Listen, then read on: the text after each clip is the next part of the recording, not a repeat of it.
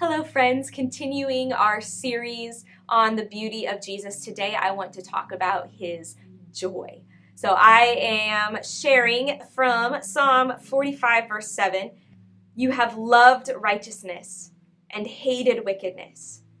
Therefore, God your God has anointed you with the oil of gladness beyond your companions. Jesus is the happiest person to ever live. And why is that? Did you catch the reason? You have, what does it say? You have loved righteousness and hated wickedness. Jesus is fully aligned with the will of the Father. True joy comes from living in righteousness. Can you imagine that though? What would that be like? To live that free, unclouded by any kind of sin, that just the stuff that junks up our connection with God. Can you imagine not having any fear, any shame, no worry, no pressure, none of that, just stuff that clouds our heart? We are living as shadows of what we were meant to be. Current humanity is a dim echo of what humanity was supposed to be before the fall. And Jesus, he's not touched by the fall. We could say that he is the most human person to ever live.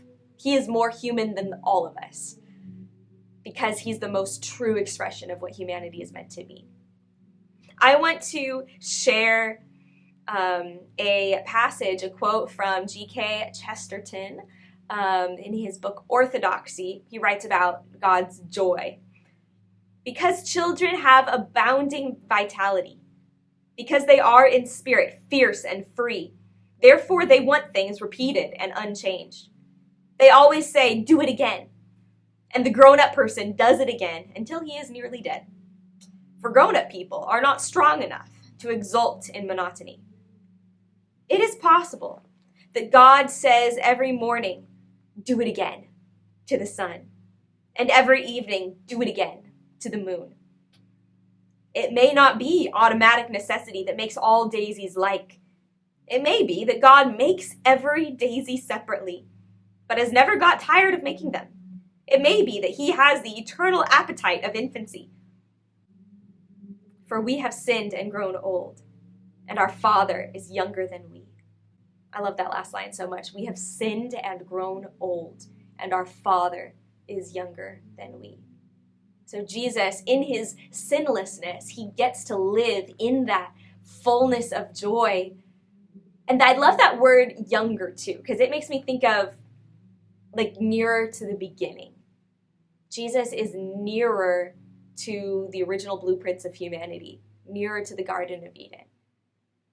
And because he lives without the cloud of sin, he gets to live in the fullness of joy.